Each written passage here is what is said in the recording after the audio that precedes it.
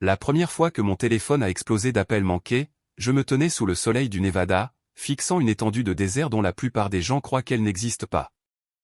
Facebook était encore ouvert dans ma main, figé sur une vidéo tremblante de la réception de mariage de ma sœur, des invités qui hurlaient, du verre brisé, un marié criant des mots qui ne pourraient jamais être retirés. Le nom de mon père a de nouveau illuminé l'écran. Je n'ai pas répondu. 3 jours plus tôt, il m'avait dit que j'embarrasserais tout le monde si je me présentais. Maintenant, la journée parfaite qu'il voulait sans moi partait en fumée en temps réel, et d'une manière ou d'une autre, j'étais celle dont ils avaient soudainement besoin. Les mots exacts de mon père me sont revenus avec une clarté cruelle, « Tu es tellement maladroite que tout le monde se sent mal à l'aise. » Il a dit, « Ne viens pas », il n'a pas élevé la voix, il n'en avait pas besoin. Cette certitude calme, comme s'il énonçait un fait simple et inévitable, faisait plus mal que s'il avait crié. Je me souviens m'être assise sur le bord de ma couchette ce soir-là, le téléphone pressé contre l'oreille, fixant le sol en béton éraflé de mon logement. À l'extérieur, le vent du désert poussait du sable fin contre le bâtiment par petits coups doux et réguliers comme une horloge, comptant les secondes de quelque chose que je ne comprenais pas encore. Il a continué, parce que bien sûr, il le faisait toujours. Il s'expliquait toujours comme si la logique pouvait effacer la cruauté. Le fiancé de ta sœur est un homme très important, a-t-il dit. Sa famille surveille tout. Ce mariage doit être impeccable. Toi. Tu ne corresponds pas à cet environnement. J'ai attendu qu'il s'adoucisse, un silence, un signe qu'il réalisait qu'il parlait à sa fille et non à un fardeau. Rien n'est venu. Je ne veux pas d'esclandre, a-t-il terminé. Reste simplement à l'écart. Je n'ai rien dit pendant un long moment. Le silence était devenu ma spécialité en présence de mon père. En grandissant, j'ai vite appris que les mots ne faisaient qu'empirer les choses. Si j'essayais de m'expliquer, il soupirait. Si je résistais, il m'accusait de faire du mélodrame. Le silence me permettait au moins de garder un lambeau de dignité. D'accord, ai-je fini par dire. Il a expiré, soulagé. Bien. C'est pour le mieux. L'appel a pris fin, et je suis restée assise là longtemps après que l'écran se soit éteint. J'étais en service actif, servant mon pays dans un endroit dont la plupart des Américains parlaient à voix basse comme d'un mythe. Je suivais des ordres pour gagner ma vie. Je vivais selon la discipline, la responsabilité et l'obligation de rendre des comptes. Pourtant, dans ma propre famille, j'étais toujours l'enfant à problème, celle qui ne souriait pas correctement, qui ne riait pas assez fort, qui ne savait pas charmer une salle remplie d'inconnus. Ma sœur, Émilie, était l'opposé. Elle l'avait toujours été. Émilie flottait dans la vie avec une aisance que je n'ai jamais comprise. Elle savait quand toucher le bras de quelqu'un, quand incliner la tête juste ce qu'il faut, quand rire à une blague qui n'était pas drôle. Les gens se sentaient écoutés auprès d'elle, ou du moins ils se sentaient divertis. Mon père aimait cela chez elle. Il aimait l'image qu'elle lui renvoyait. Son fiancé, Marcus, s'insérait parfaitement dans l'image que mon père vénérait, famille riche, école privée, le genre de confiance qui vient du fait de n'avoir jamais à douter de sa place dans le monde. Mon père parlait de lui comme certains hommes parlent de trophées, non pas comme une personne, mais comme la preuve qu'ils avaient réussi quelque chose. J'avais rencontré Marcus exactement 2 fois. Les 2 fois, il m'avait serré la main comme s'il cochait une case sur une liste. Il a détourné le regard presque immédiatement, reportant son attention sur mon père, sur Émilie, sur les gens qui comptaient. Je ne l'ai pas pris personnellement, j'avais l'habitude d'être invisible. Pourtant, s'entendre dire explicitement de ne pas assister au mariage de sa propre sœur produisait un effet différent. L'invitation était restée fermée sur le petit bureau en métal de ma chambre, une enveloppe de couleur crème avec des lettres dorées. Je n'avais même pas pris la peine de l'ouvrir. À quoi bon? Je savais déjà où était ma place. L'ironie ne m'échappait pas. Je pouvais manipuler des documents classifiés, gérer la pression et fonctionner dans des environnements à enjeux élevés sans sourciller, mais mettez-moi dans une salle de bal avec des inconnus en vêtements coûteux, et soudain j'étais un embarras. La décision de ne pas y aller n'avait rien de dramatique, elle semblait inévitable. Au lieu de demander une permission ou de réserver un vol pour rentrer, j'ai confirmé mon retour à la base. La zone 51 n'avait rien de prestigieux. C'était calme, contrôlé et brutalement honnête. Là-bas, personne ne se souciait de votre charme. Vous faisiez votre travail ou vous ne le faisiez pas. Votre valeur se mesurait à votre compétence, pas aux apparences. La veille du mariage, mon père a envoyé un dernier message, ne fais rien de stupide. Ne te présente pas, j'ai fixé le texte pendant un long moment. Puis, j'ai posé mon téléphone face contre terre et j'ai repris la préparation de mon équipement. S'il me voulait partie, je serais totalement absente. Le matin du mariage s'est levé clair et d'une luminosité impitoyable. Le désert du Nevada a une façon de dépouiller les choses jusqu'à leur essence, pas de distraction luxuriante, pas de bord doux, juste le ciel, le sable et la chaleur. J'aimais cela chez lui. Il ne prétendait pas être ce qu'il n'était pas. J'ai suivi ma routine comme n'importe quel autre jour, bottes, uniforme, café au goût légèrement brûlé. Alors que je traversais la base, le soleil déjà haut, j'ai senti un calme étrange m'envahir. Quelque part dans un coin de ma tête, je savais que ma sœur se préparait, coiffure, maquillage, photographe s'agitant autour d'elle. Mon père était probablement en train de faire les 100 pas, répétant ses conversations avec la famille de Marcus, s'assurant que chaque détail donnait une bonne image de lui. Et je n'étais pas là. Pour la première fois, cela ne ressemblait pas à un échec, cela ressemblait à un soulagement. J'ai fait une pause en milieu de matinée et j'ai erré le long d'un sentier familier près du périmètre, le désert s'étendant à l'infini au-delà de la clôture. J'ai sorti mon téléphone, plus par habitude que par curiosité. Je me disais que je tuais juste le temps.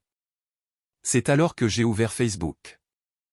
Au début, c'était exactement ce à quoi je m'attendais, des photos de fleurs, des visages souriants, Émilie en blanc, rayonnante. Mon père se tenait fièrement à ses côtés, le torse bombé, la fierté lisible sur tout son visage. J'ai failli fermer l'application. Puis, j'ai vu la vidéo. Elle n'était pas travaillée. Elle n'était pas cadrée avec soin. Quelqu'un avait appuyé sur enregistrer dans un moment de panique. La caméra tremblait, les voix se chevauchaient et la tension crépitait à travers l'écran. J'ai reconnu la salle de réception immédiatement, lustre en cristal, table drapée de lin, tout ce sur quoi mon père avait insisté pour que ce soit parfait. La voix de Marcus a coupé le bruit, tranchante et laide. Et à cet instant, debout sous le ciel infini du désert, j'ai senti quelque chose basculer. Une oppression dans ma poitrine que je n'avais pas remarquée s'est desserrée, remplacée par une certitude froide et pesante. Je me suis murmuré à moi-même, à peine audible par-dessus le vent, « Qu'est-ce que tu as fait ?» Mon téléphone a vibré dans ma main. Papa appelait. Je n'ai pas répondu. Je n'ai pas répondu à l'appel de mon père ni au premier, ni au deuxième. J'ai glissé mon téléphone dans ma poche comme si ce petit acte pouvait contenir le chaos. Ici, au-delà de la clôture périmétrale, le désert ne se souciait pas des mariages ou des réputations. Il ne se souciait pas de savoir qui avait embarrassé qui. Le vent se déplaçait sur le sable comme il l'avait toujours fait, indifférent, implacable. J'ai terminé mon service en pilote automatique. Mon corps savait quoi faire même quand mon esprit était ailleurs. Liste de contrôle, procédure, professionnalisme tranquille. Quelques personnes m'ont salué de la tête en passant. Personne n'a posé de questions. Personne n'attendait d'explications. Cela, plus que tout, me rappelait pourquoi j'avais choisi cette vie. En fin d'après-midi, le soleil était devenu brutal, aplatissant le monde en lignes nettes et en lumière aveuglante. J'ai trouvé un banc à l'ombre près de l'un des bâtiments administratifs et j'ai finalement ressorti mon téléphone. J'avais 12 appels manqués, 8 de mon père, 2 de ma belle-mère, un d'Émilie et un d'un numéro que je ne reconnaissais pas. J'ai d'abord ouvert le message d'Émilie, « S'il te plaît, appelle-moi. » Quelque chose ne va pas, pas d'excuse, pas de reconnaissance du fait qu'elle avait accepté mon exclusion et juste de la peur transparaissant à travers l'écran. J'ai fixé ces mots pendant un long moment, sentant un sentiment familier de responsabilité monter dans ma poitrine. C'était le même sentiment que j'avais eu toute ma vie, l'instinct d'intervenir, d'arranger les choses et de faciliter la vie de tout le monde. J'ai fermé le message sans répondre. Le numéro que je ne reconnaissais pas avait laissé un message vocal. Je ne l'ai pas encore écouté. Je savais déjà ce qu'il dirait. Le mariage avait implosé, et soudain, je n'étais plus un inconvénient, j'étais une ressource. Alors que la soirée se rafraîchissait, je suis retourné vers mon logement. Le ciel brûlait d'orange et de violet, le genre de coucher de soleil que les gens paient des milliers de dollars pour photographier. J'avais toujours trouvé ironique que quelque chose d'aussi beau puisse exister dans un endroit que la plupart des gens associaient au secret et à la peur, mais c'était la vérité. Les apparences étaient rarement toute l'histoire.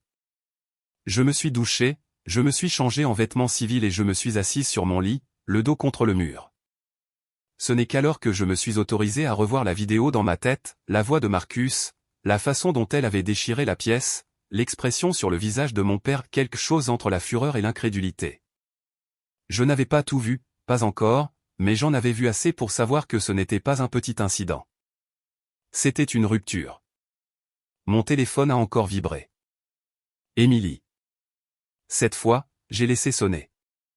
Je m'en voulais un peu pour ça, mais je savais aussi que si je répondais, je retomberais dans de vieux schémas.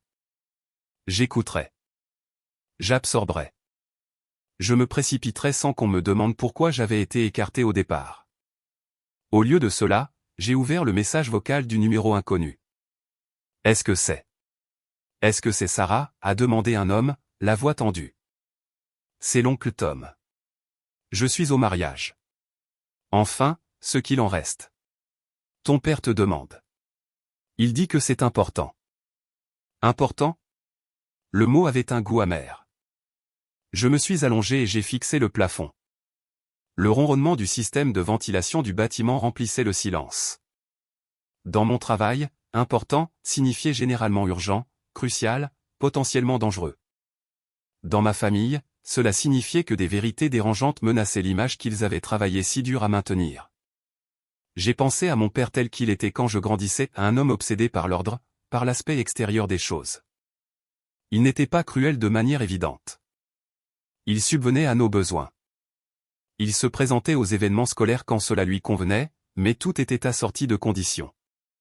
L'approbation était transactionnelle. L'amour était quelque chose que l'on gagnait en se comportant correctement. Émilie l'avait appris tôt, elle était devenue exactement ce qu'il voulait. Pas moi. Quand je m'étais engagé dans l'armée, il avait d'abord été fier. Cela sonnait bien quand il le disait aux gens, sa fille servant son pays. Mais cette fierté s'était estompée dès qu'il avait réalisé que cela ne se traduisait pas bien dans les cocktails. Je ne grimpais pas les échelons d'une entreprise. Je ne faisais pas un mariage d'argent. Je faisais quelque chose qui le mettait mal à l'aise parce qu'il ne pouvait pas le contrôler. La zone 51 avait été mon échappatoire, le seul endroit où la compétence comptait plus que le charme, où être maladroite ne vous disqualifiait pas pour appartenir au groupe. Ici, personne ne me demandait de sourire davantage. J'ai repris mon téléphone et j'ai parcouru les réseaux sociaux, me préparant au pire. La vidéo s'était propagée. Les partages se multipliaient d'une minute à l'autre. Les sections de commentaires explosaient de spéculation et d'indignation. Des gens que je ne connaissais pas donnaient leur avis sur ma famille comme s'ils étaient des personnages d'une série. Vous avez entendu ce qu'il a dit au père de la mariée? Un riche qui pète les plombs. Choquant. La pauvre fille. J'ai regardé le clip à nouveau, m'obligeant à ne pas détourner le regard cette fois. Le visage de Marcus était rouge, sa mâchoire serrée, ses yeux sauvages. Il n'était plus charmant. Il n'était plus poli. Il était à nu. Et mon père inébranlable, obsédé par l'image, paraissait petit. Pendant un bref instant honteux, je me suis senti vengé. Ils avaient voulu une journée parfaite sans moi. Ils avaient cru que j'étais la variable qui pouvait tout gâcher. Et pourtant, sans ma présence, le masque était tombé malgré tout. Le problème, ce n'était pas moi. La réalisation s'est installée lourdement dans ma poitrine. Mon téléphone a sonné à nouveau. Cette fois, j'ai répondu. Quoi, ai-je dit, en gardant une voix monocorde. Où diable es-tu, a exigé mon père. L'autorité calme qu'il exerçait habituellement avait disparu, remplacée par une panique pure. As-tu la moindre idée de ce qui se passe ici? J'en ai une assez bonne idée, ai-je répondu. Tu dois rentrer à la maison, a-t-il dit. Maintenant. J'ai fermé les yeux. Tu m'as dit de ne pas venir. C'était différent, a-t-il répliqué sèchement. C'est une urgence. C'est amusant comme les choses tournent, ai-je dit calmement. Je suis un embarras jusqu'à ce que tu aies besoin de moi. Il y a eu un silence. Je pouvais presque l'entendre recalibrer sa stratégie. Ta sœur a besoin de toi, a-t-il dit à la place. Cette famille a besoin de toi. J'ai ri doucement, le son me surprenant moi-même. Non, ai-je dit. Tu as besoin de gestion de crise. Il a eu un souffle court. Sarah, ne fais pas ça. Fais ce que je t'ai demandé. Suis tes instructions. Le silence s'est étiré entre nous, épais et inconfortable. Réfléchis-y, c'est tout, a-t-il fini par dire. S'il te plaît. Le mot est resté suspendu, fragile. Il ne me l'avait jamais dit auparavant. J'y réfléchis, ai-je répondu, et je le pensais vraiment. J'ai raccroché et j'ai posé mon téléphone. Le désert derrière ma fenêtre était maintenant sombre, le ciel parsemé d'étoiles. Je me sentais tiré dans deux directions, le devoir et la distance, l'habitude et le respect de soi. Pour la première fois, je ne me suis pas précipité pour choisir. Je suis resté allongé là, écoutant le calme, sachant une chose avec une certitude absolue, si je revenais, ce ne serait pas comme la fille qui s'excuse d'exister. Ce serait selon mes propres conditions. La nuit s'est passée sans sommeil, pas le genre d'agitation où l'on se tourne et se retourne, mais l'immobilité alerte de quelqu'un qui attend quelque chose d'inévitable. Je restais allongé sur ma couchette, fixant le contour vague du plafond, écoutant le faible vrombissement de la base adoptant son rythme nocturne. Quelque part au loin, un véhicule a bougé. Une porte s'est fermée, puis le calme est revenu, ce genre de calme qui donne trop d'espace à vos pensées. Le matin est arrivé, pas les tranchants. Le désert ne vous fait pas entrer doucement dans la journée, il vous jette le soleil à la figure et attend que vous vous adaptiez. Je me suis habillé, j'ai lacé mes bottes et j'ai fait mes gestes habituels, café, pointage, un signe de tête ici, un bref échange là. J'ai aperçu mon reflet dans une fenêtre en passant opposé, contrôlé, exactement comme j'avais été formé pour l'être. Personne ne pouvait voir la petite fracture qui me traversait. C'était le lendemain du mariage de ma sœur. Je ne l'ai pas dit à voix haute, je n'en avais pas besoin. La pensée pesait sur ma poitrine comme un poids que j'avais appris à porter silencieusement. J'imaginais Émilie enfilant sa robe, la façon dont notre belle-mère aurait rôdé avec des mouchoirs, la façon dont mon père aurait ajusté sa cravate en regardant sa montre, pensant déjà aux invités qui comptaient le plus. Je me demandais si Émilie avait déjà remarqué mon siège vide dans son esprit, ou si le bruit autour d'elle était trop fort. En milieu de matinée, mon téléphone était devenu silencieux. Les appels avaient cessé. Cela m'inquiétait plus que ne l'avaient fait les sonneries. Le silence dans ma famille signifiait généralement que des décisions étaient prises sans moi. J'ai pris ma pause près du bord de la base, là où la terre s'aplatissait en quelque chose qui semblait infini. La clôture traçait une ligne nette à l'horizon. Au-delà, le désert miroitait sous la chaleur. J'avais toujours aimé cet endroit. Il me rappelait qu'il y avait des limites que je ne pouvais pas franchir et d'autres que je n'avais plus à respecter. Je me suis assis sur un muret de béton et j'ai laissé le soleil pénétrer mes épaules. Un instant, j'ai fermé les yeux et j'ai respiré. Je me disais que j'allais bien. Je me disais que j'avais choisi cela. Les deux choses étaient vraies, et aucune ne rendait la situation plus facile. Par habitude plus que par curiosité, j'ai vérifié mon téléphone. Il y avait de nouvelles notifications, pas des appels cette fois. Des identifications, des messages, un flot d'activités qui n'était pas là une heure auparavant. J'ai ouvert Facebook, m'attendant à d'autres photos de mariage léchés, peut-être une déclaration soigneusement formulée sur une affaire de famille privée. Au lieu de cela, j'ai vu le chaos. La première vidéo a mis du temps à charger, le signal faible du désert étirant chaque seconde. L'image s'est précisée juste au moment où une voix a déchiré le bruit, colérique, forte, indubitablement celle de Marcus. La caméra balançait sauvagement, captant des aperçus de nappes blanches, de chaises renversées, de visages figés par le choc. Quelqu'un a hurlé. Du verre s'est brisé. Mon souffle s'est coupé. J'ai regardé, pétrifié, Marcus se penchait vers mon père, le visage tordu par quelque chose de laid et de sang retenu. Les mots sortaient de lui dans un élan pâteux et venimeux. Il se moquait. Il accusait. Il disait des choses qui ne pourraient pas être arrangées ou excusées plus tard.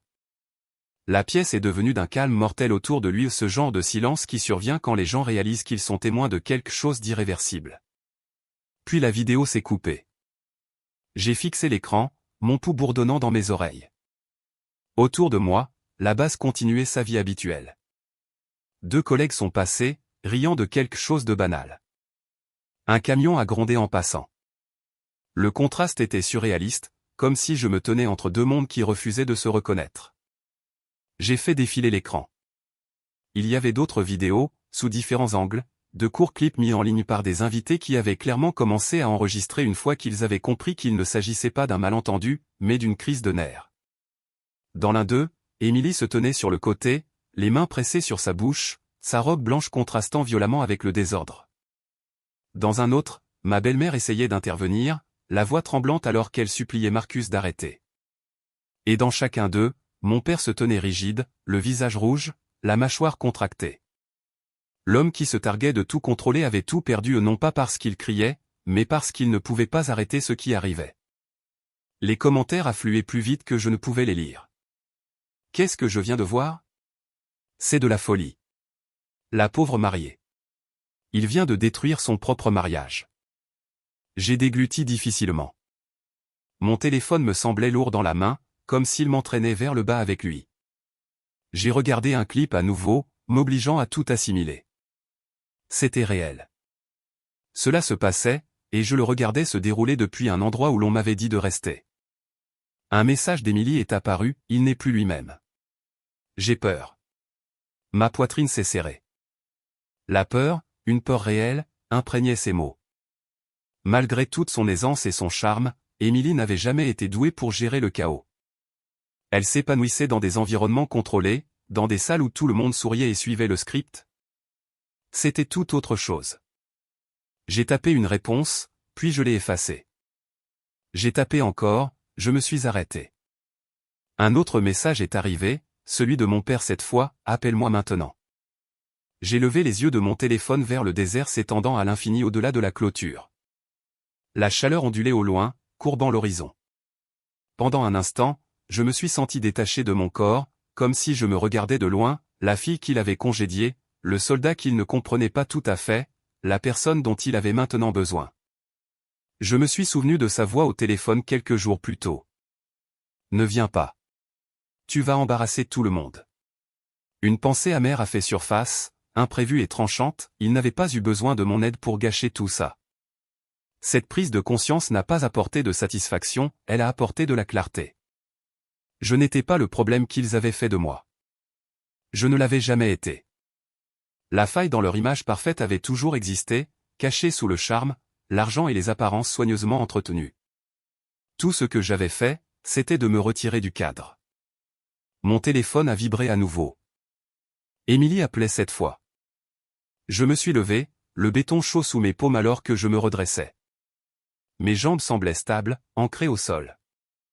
L'entraînement a pris le relais, calme et rassurant, évalué, respiré, décidé. J'ai répondu. Émilie, ai-je dit. Sa voix s'est brisée immédiatement. Je ne sais pas quoi faire, a-t-elle chuchoté.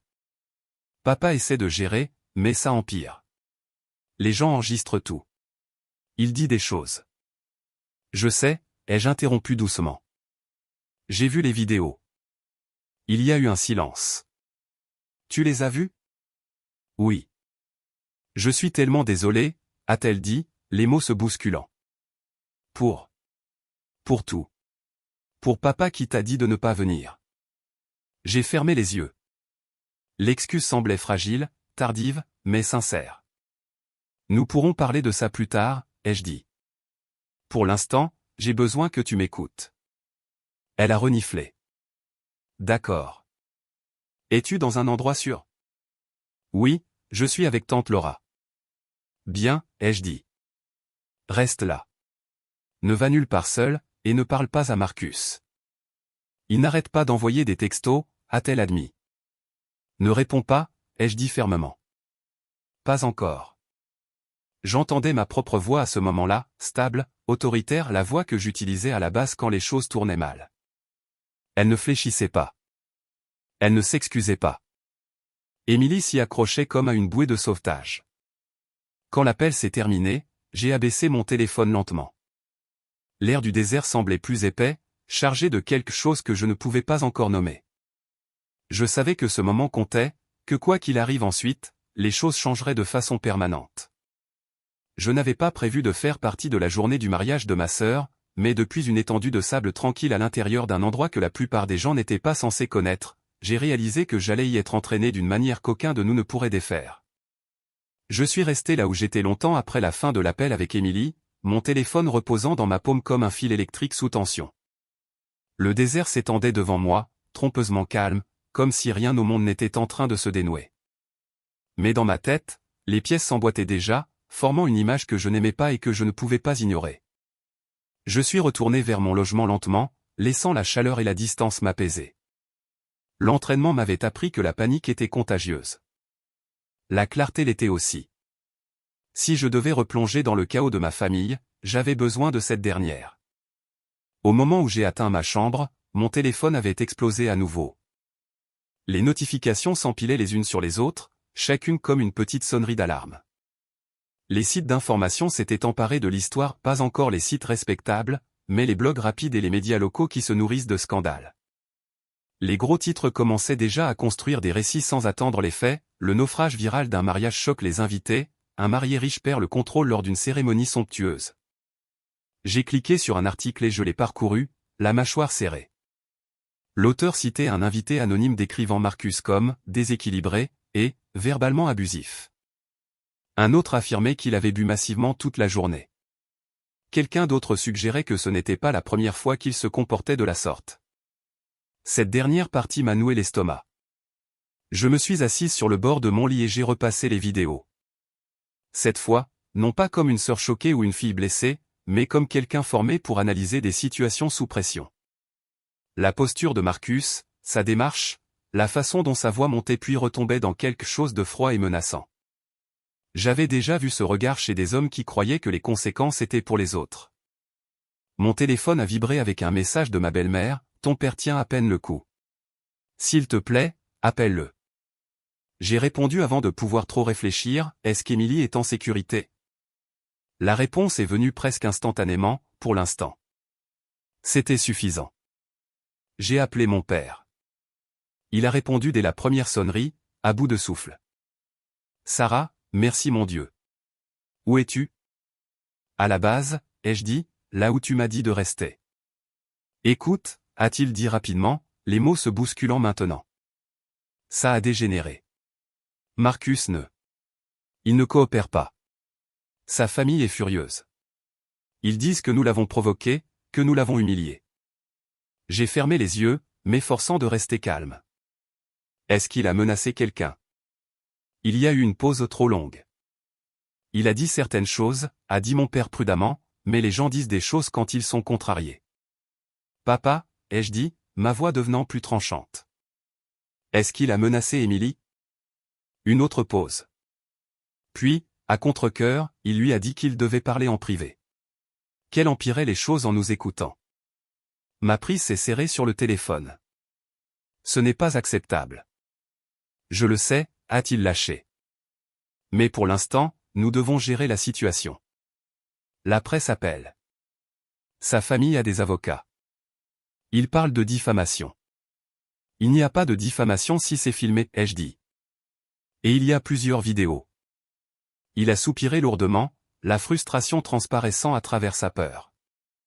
C'est pour ça que je ne voulais pas que tu sois impliqué. Tu sautes toujours sur les pires scénarios. J'ai ri, d'un rire bref et sans humour. Non, c'est exactement pour ça que tu aurais dû vouloir que je sois impliqué. Parce que je ne prétends pas que les problèmes disparaissent si l'on sourit assez fort. Le silence crépitait entre nous. Qu'est-ce que tu attends de moi, a-t-il fini par demander. La question m'a surprise. Il ne l'avait jamais posée auparavant. Il m'avait toujours dit ce qu'il voulait, ce qu'il attendait. C'était un territoire nouveau pour nous deux. Je veux que tu arrêtes de penser à l'image que cela renvoie, ai-je dit.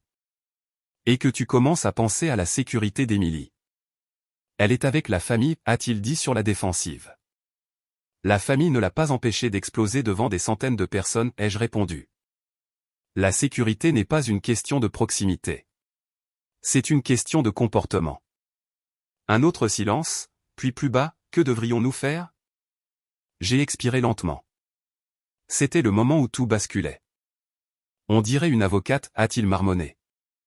Non, ai-je dit, on dirait quelqu'un qui a déjà eu affaire à des personnes instables.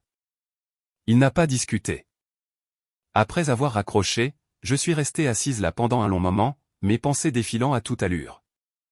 Je ne pouvais pas me défaire du sentiment qu'il ne s'agissait pas seulement d'un mariage qui avait mal tourné. C'était un schéma qui se révélait sous la pression. L'argent et le charme l'avaient bien caché jusqu'à ce qu'ils ne le puissent plus. J'ai alors fait quelque chose qui m'a surprise moi-même. J'ai recherché le nom de Marcus. Au début, rien d'alarmant n'est apparu, des profils soignés, des événements caritatifs, des articles louant ses entreprises commerciales. Puis j'ai affiné la recherche, ajouté des mots-clés et creusé un peu plus profondément.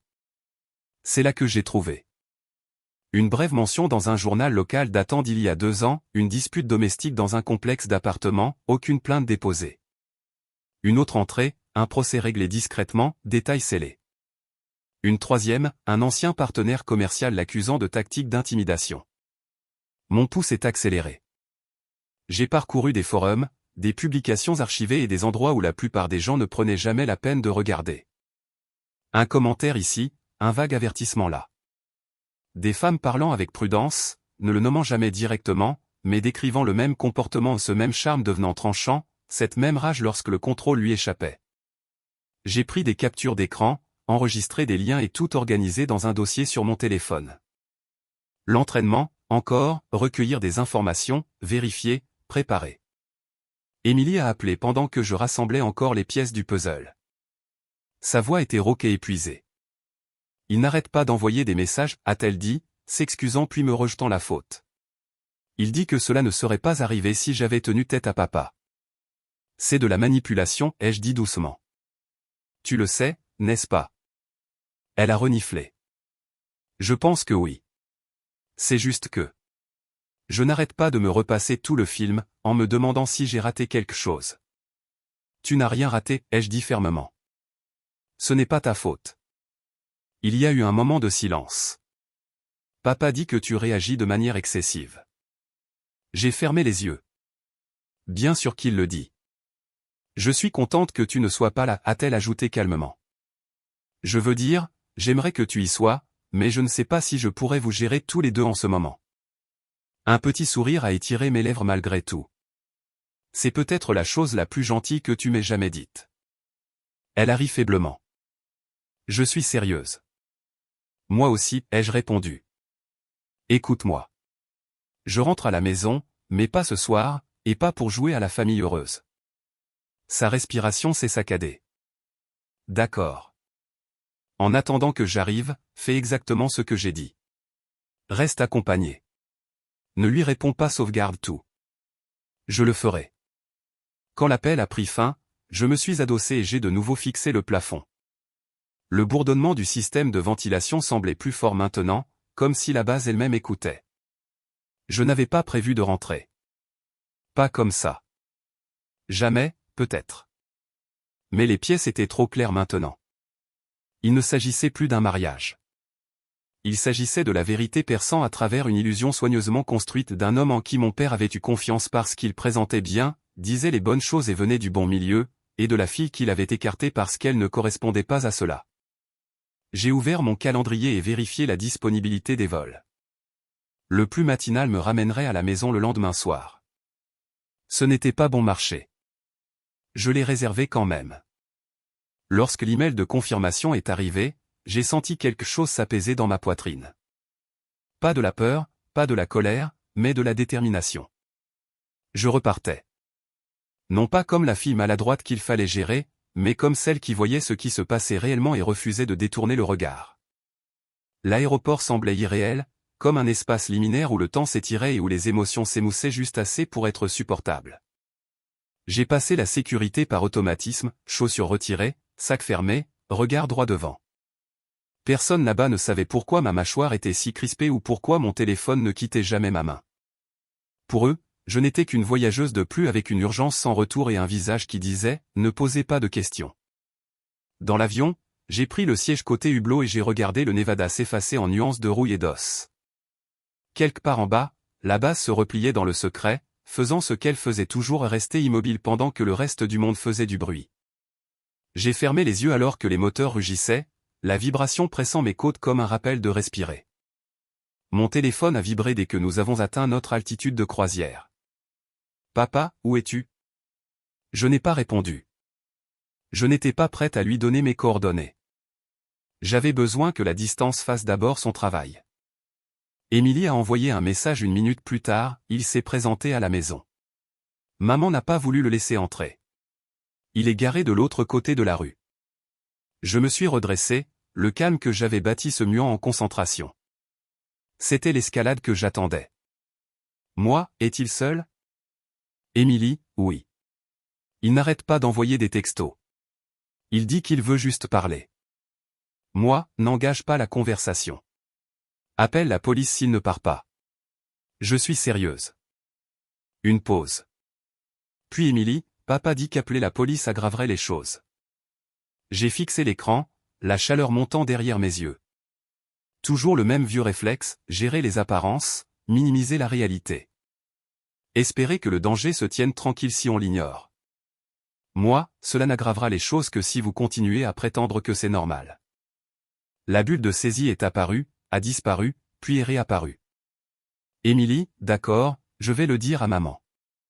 J'ai expiré lentement et je me suis penché en arrière, me forçant à prendre du recul. Je ne pouvais pas régler cela à 30 000 pieds d'altitude, mais je pouvais planifier. J'ai ouvert le dossier sur mon téléphone et j'ai revu ce que j'avais rassemblé, articles, capture d'écran, horodatage, schéma et l'histoire sous l'histoire.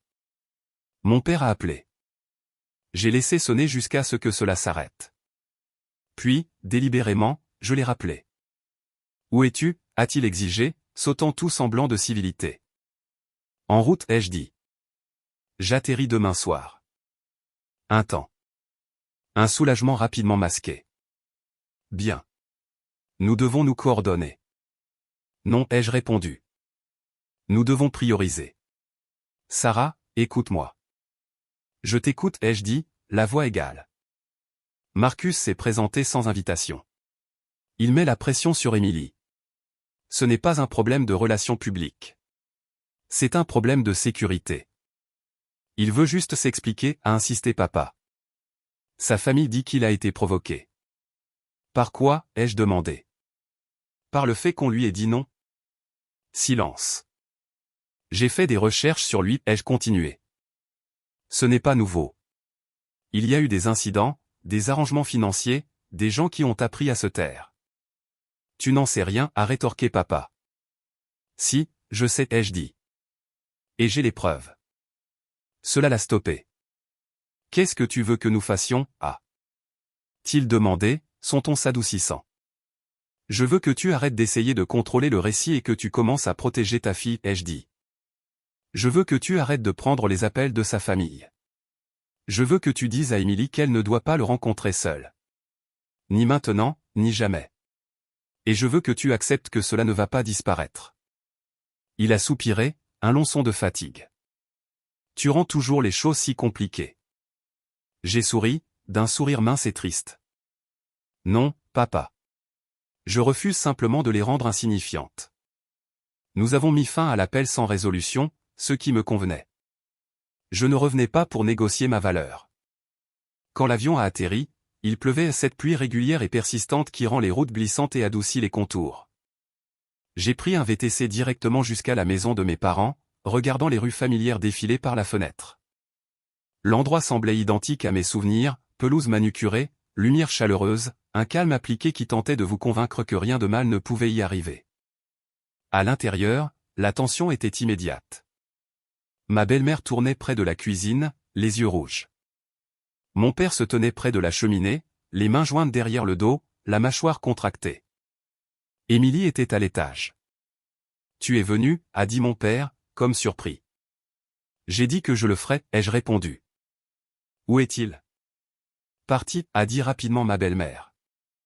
Pour l'instant. Pour l'instant, ai-je répété. Émilie est descendue lentement, enveloppée dans un sweatshirt qui masquait ses mains. Elle paraissait plus petite que dans mes souvenirs, le contre-coup de l'adrénaline et du choc l'ayant vidée. Elle a traversé la pièce et m'a serré dans ses bras sans demander. Je suis resté raide une seconde, puis je l'ai serré à mon tour. Il n'arrête pas d'envoyer des textos, a-t-elle murmuré contre mon épaule. Il dit que je lui dois une conversation. Tu ne lui dois rien, ai-je dit. Mon père s'est raclé la gorge. Nous devons être prudents, a-t-il dit. Sa famille a des avocats. Il parle déjà de diffamation. Je me suis tourné vers lui.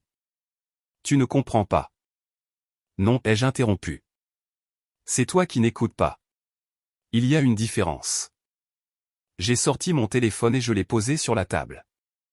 Voici ce que j'ai trouvé, ai-je dit. Incident, arrangement, schéma. Tu ne les as pas vus parce que tu ne le voulais pas. Tu as vu l'argent et le vernis et tu as supposé que le caractère suivrait. Le visage de mon père s'est durci. Tu m'accuses de négligence. Je t'accuse d'avoir choisi les apparences plutôt que la réalité, ai-je dit. Et cela a failli coûter cher à Émilie. Émilie fixait la table, des larmes coulant librement. Papa, a-t-elle dit doucement. Il me fait peur. Ce fut le déclic. Les épaules de mon père se sont affaissées, toute combativité le quittant. Il parut plus vieux à cet instant que je ne l'avais jamais vu. Qu'est-ce que tu veux faire? Lui a-t-il demandé. Elle m'a regardé. Je veux que ça s'arrête, a-t-elle dit. Je veux qu'il soit loin de moi. Alors on documente, ai-je dit. On fixe des limites. On implique des professionnels qui se moquent de son nom de famille. Ma belle-mère a hoché la tête, résolue. Je vais appeler un avocat. Bien, ai-je dit. Et on appelle la police s'il revient. Mon père a hésité, puis a hoché la tête une fois. D'accord. Ce n'étaient pas des excuses. Ce n'était pas une prise de responsabilité, mais c'était un mouvement. Cette nuit-là, j'ai dormi sur le canapé, mon téléphone en charge sur la table basse. J'ai rêvé de ciel désertique et de rues détrempées par la pluie, de lignes se croisant enfin là où il le fallait. Quand je me suis réveillé, la maison était calme, ce genre de calme qui suit une décision. Je me suis assise, me suis étirée et j'ai vérifié mes messages. Aucun de Marcus. Pas encore. J'étais trop avisé pour croire que c'était fini. Mais pour la première fois depuis que la vidéo du mariage avait illuminé mon écran, je me sentais en accord avec moi-même. Je n'étais pas revenu pour être géré ou minimisé. J'étais revenu pour dire la vérité et m'assurer qu'elle soit entendue. La lumière du matin s'est glissée dans le salon en fine bande grise, illuminant les grains de poussière et les suites silencieuses de la nuit précédente.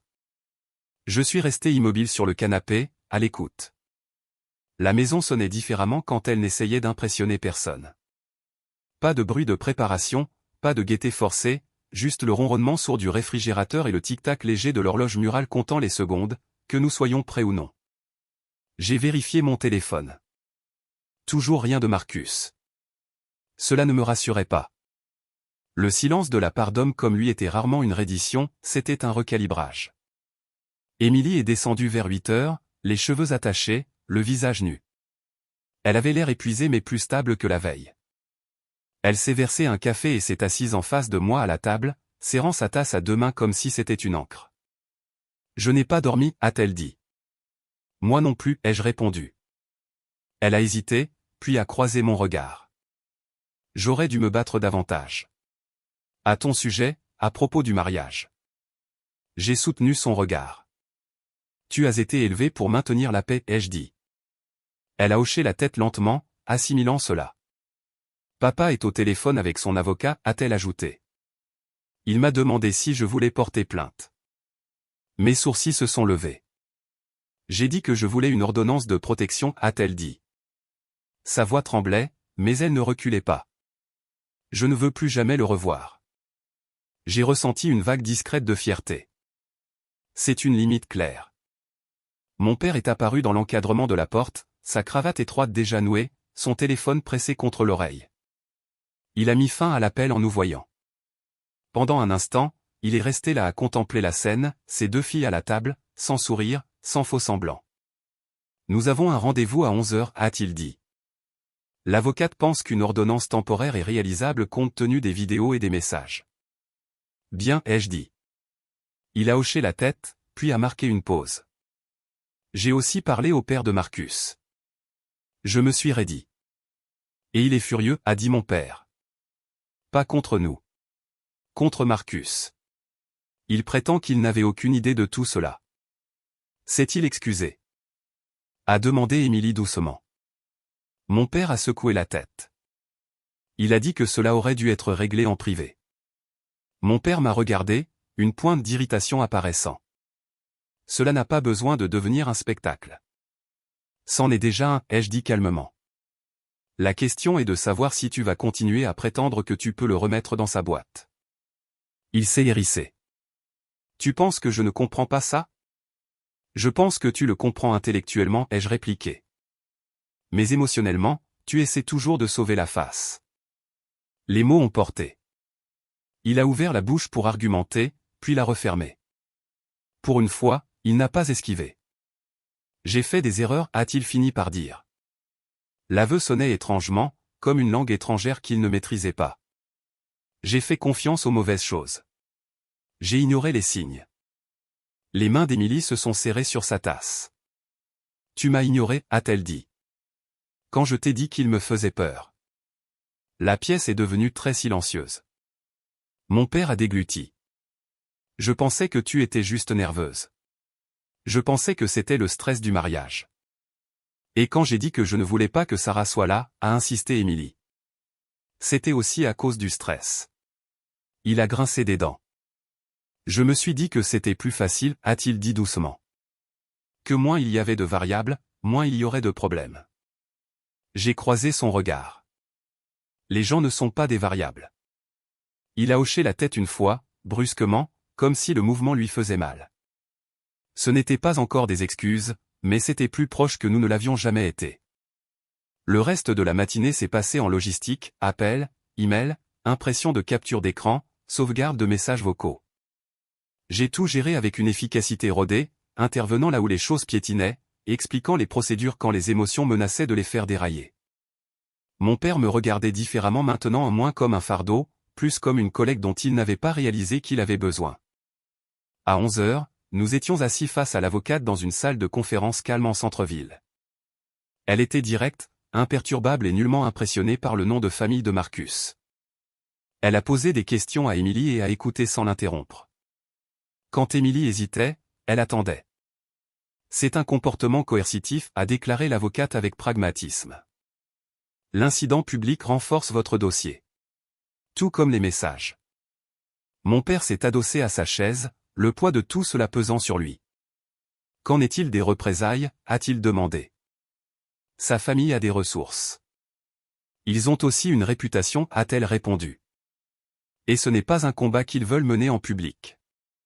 J'ai regardé mon père assimiler cela. C'était la première fois que quelqu'un parlait sa langue, celle du pouvoir et des conséquences sans ciller. En milieu d'après-midi, les documents étaient déposés. Ordonnance temporaire demandée, preuve soumise, une ligne tracée là où il n'y en avait aucune auparavant. Sur le chemin du retour, mon père a conduit en silence. La pluie s'écoulait sur le pare-brise, floutant le monde extérieur. À un feu rouge, il a parlé. Tu n'étais pas obligé de revenir, a-t-il dit, après ce que j'ai dit. Non, ai-je acquiescé. Je ne l'étais pas. Pourquoi l'as-tu fait? A-t-il demandé. J'ai réfléchi à la question. Parce qu'Émilie a demandé de l'aide, ai-je dit. Et parce que j'en ai fini de laisser le silence décider des choses. Il a hoché la tête lentement. Je t'ai sous-estimé. Je n'ai pas répondu. L'aveu comptait plus que la reconnaissance. Ce soir-là, une alerte d'actualité est apparue sur mon téléphone.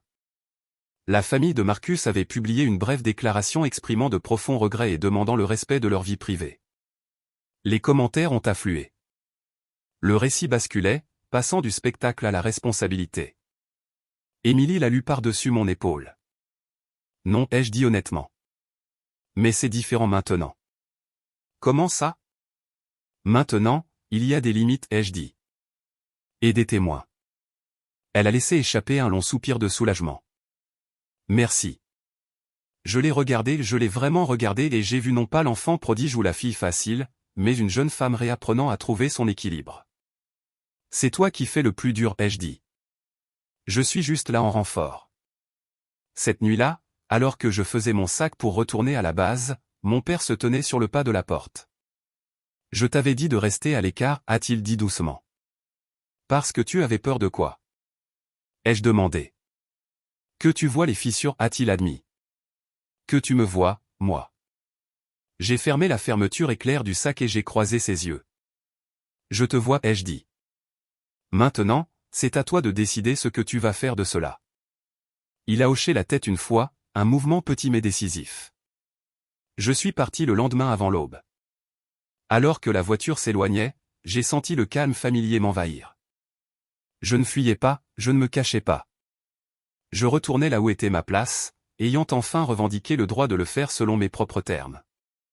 J'étais de retour à la base quand l'ordonnance de protection temporaire a été approuvée. L'email est arrivé juste après le lever du soleil, le ciel du désert encore pâle et incertain. Je l'ai lu 2 fois pour m'assurer que je n'imaginais pas les mots. Accordé, avec effet immédiat. Aucun contact, aucune proximité, aucune excuse. J'ai relâché un souffle que je ne savais pas avoir retenu. Ici, le monde reprenait son sens. Les règles étaient claires. Les actions avaient des conséquences. Les lignes tracées comptaient. J'ai marché sur le sentier de gravier vers mon bâtiment, mes bottes crissant doucement, et j'ai senti la tension dans mes épaules s'apaiser enfin. Je n'étais pas chez moi, au sens traditionnel du terme, mais j'étais ancré. Émilie a appelé l'après-midi même. C'est passé, a-t-elle dit, le soulagement vibrant dans chaque syllabe. Il n'a pas le droit de s'approcher de moi. Ni de la maison, ni de mon travail, rien. C'est une bonne chose, ai-je dit. Comment te sens-tu? Fatiguée, a-t-elle admis. Mais plus légère, comme si je n'étais plus sur le qui-vive, à attendre le choc. J'ai souri. C'est ce que l'on ressent quand il y a des limites. Elle a hésité. Papa veut te parler. Je me suis dit. Je lui ai dit qu'il devrait le faire, a-t-elle ajouté rapidement. Pas parce que tu lui dois quoi que ce soit, juste parce qu'il a besoin de le dire. Je suis resté silencieuse un moment, regardant la chaleur onduler à l'horizon. J'écouterai, ai-je dit. C'est tout ce que je promets. Ce soir-là, mon père a appelé. Sa voix semblait différente, moins contrôlée, plus humaine. Je te dois des excuses, a-t-il dit sans préambule. Pour ce que j'ai dit, pour ce que je dis depuis toujours. Je me suis appuyé contre la rambarde devant mon bâtiment, le métal chaud sous mes paumes. Continue. Je t'ai dit de ne pas venir parce que j'avais honte, a-t-il admis. Pas de toi, de moi-même. J'ai construit mon identité sur les apparences, sur ce que les autres pensaient. Et toi? Tu ne rentrais pas dans l'histoire que j'essayais de raconter. J'ai fermé les yeux. Les mots pesaient lourd, mais ils étaient vrais. Alors, j'ai essayé de te gérer, a-t-il poursuivi. De te minimiser. Et quand tu n'as pas disparu comme je l'attendais, j'ai poussé plus fort. Oui, ai-je dit simplement. J'ai eu tort, a-t-il dit, à ton sujet, au sujet de ce qui est important. Un silence a suivi, épais mais pas hostile. Je pouvais entendre sa respiration irrégulière, incertaine. Je ne demande pas le pardon, a-t-il ajouté rapidement. Je sais que ce n'est pas comme ça que ça marche. J'ai besoin que tu saches que je te vois, maintenant. Je vois ta force. Je vois ce que j'ai raté. J'ai pensé aux années de dîner silencieux, au fait de rester juste en dehors du cercle de l'approbation, à cet appel téléphonique où il m'avait dit que j'embarrasserais tout le monde, au soleil du désert qui cognait sur moi alors que son jour parfait s'effondrait sans mon intervention. Je t'entends, ai-je dit, mais me voir n'est pas la même chose que me respecter. Je sais, a-t-il répondu. J'essaie d'apprendre la différence. C'était nouveau. Mon père n'essayait pas. Il dictait. Cet aveu n'effaçait pas le passé, mais il ouvrait une brèche. On verra, ai-je dit. Le temps nous le dira.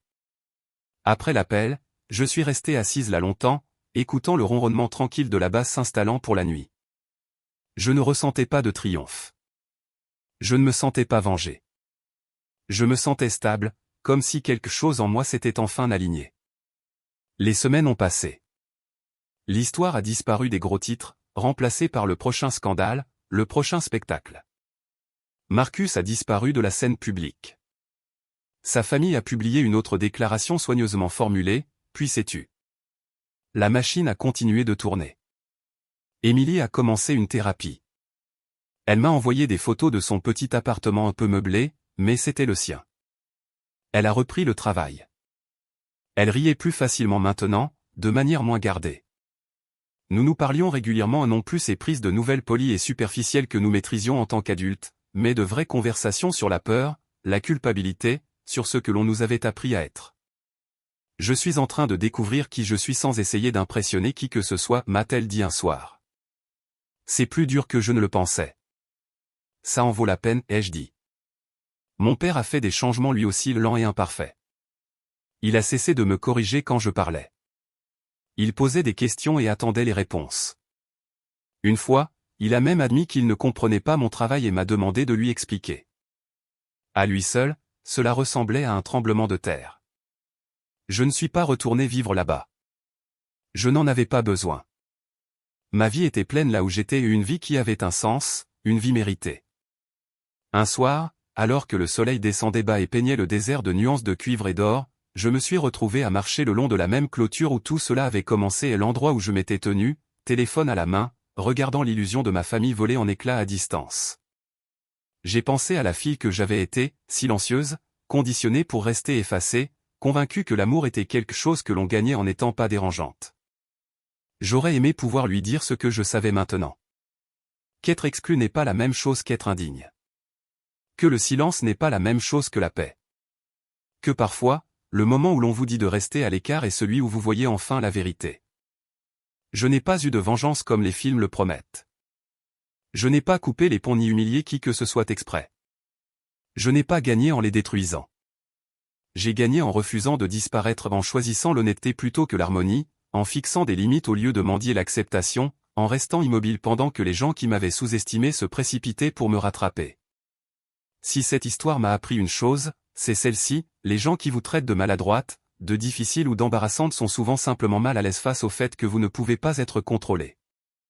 Et au moment où vous arrêtez d'essayer de correspondre à leur version de vous-même, tout change. Si cette histoire a résonné en vous, si vous avez déjà eu l'impression d'être de trop, pas assez, ou simplement sur le chemin, j'aimerais avoir de vos nouvelles. Laissez un commentaire ci-dessous et dites-moi d'où vous nous regardez. Votre histoire compte aussi.